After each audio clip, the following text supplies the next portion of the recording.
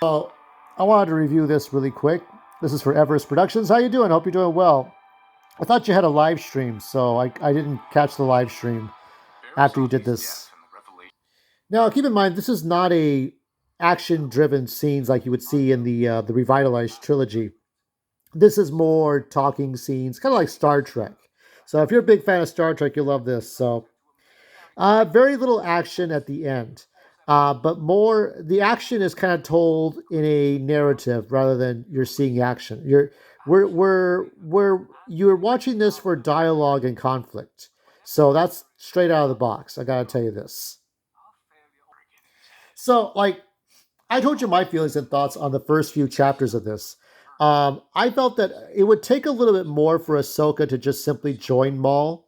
And I think it would take a lot for Maul to even consider Ahsoka to be his apprentice. But I think if the hands were dealt, I guess he would have to do something, right? So he would have to try to get Ahsoka to join him to go against, because he had little control left. I mean, Sidious went up against him, killed Savage Opress. He didn't have his brother anymore. He never was his brother, and so he had to. This is from another episode. This is from the Clovis arc. These scenes here, but anyway, so yeah, it was a different. I like the talking. I like the conflicts. I like the setup here.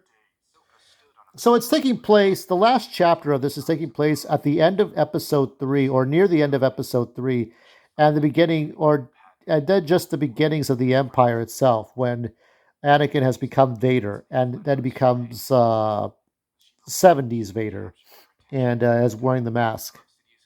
Ah, yes. So this is where okay. So the Jedi Council was talking about Ahsoka. You have Anakin and Palpatine talking about trying to get his Padawan out. Now there's a whole siege, right? Um, and they figured they would come. The Jedi and the Republic, the clones, would come to get Maul out of Mandalore, so that Maul would have to fight the Jedi. But nobody's coming. Nobody's showing up. So it's just them in this room. So nobody's coming to Mandalore to stop them. So yeah, here's Mandalore. Kind of looks like Krypton a little bit. Yeah, that was the overall idea.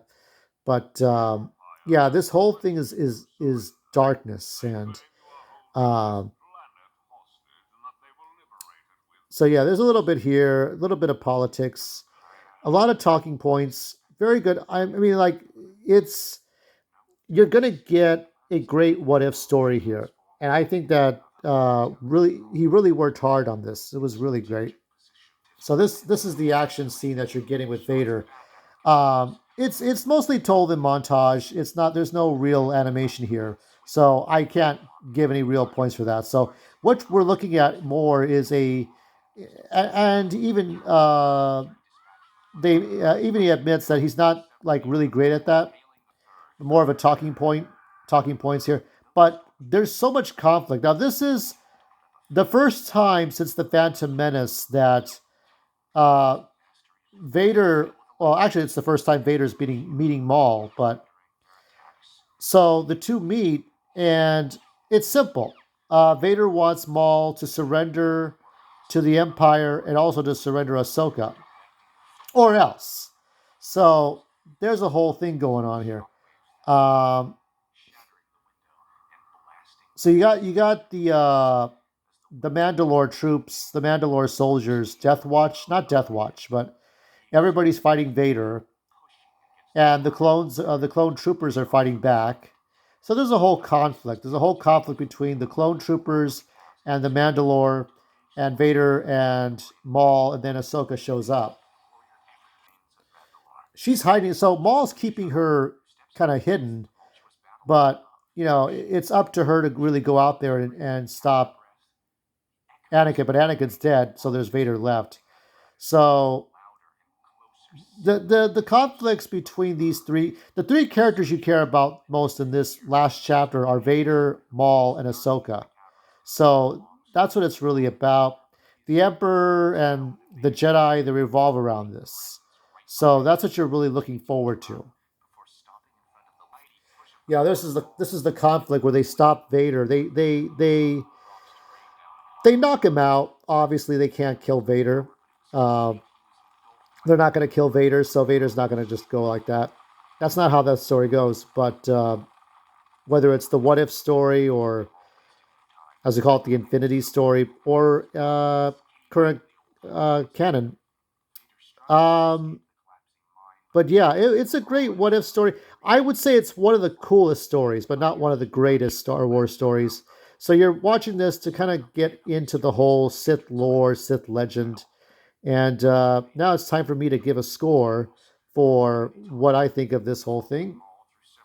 That's going to be a solid. Well, I'm going to give it a B plus. I'll say that it was very good. I didn't think it was A material. I kind of wanted to see more action.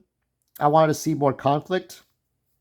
Um, I'm not sure which if he got. It almost sounded like AI. I'm sure that Everest will correct that, and I didn't see a list of voice actors, but it almost sounded like AI because the the people doing the voices sounded too good, like the characters.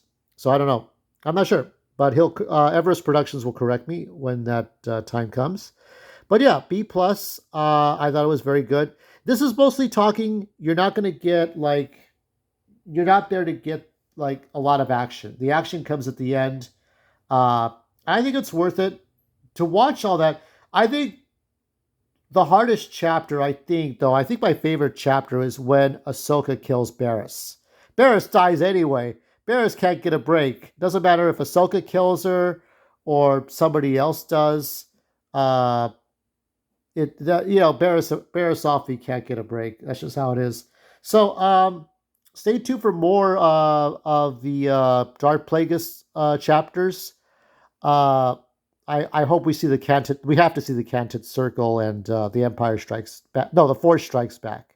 The Force Strikes Back and the Canton Circle are some of the ones I think he's working on because you have to go through those. And until next time, we'll fly off in Ahsoka's shuttle.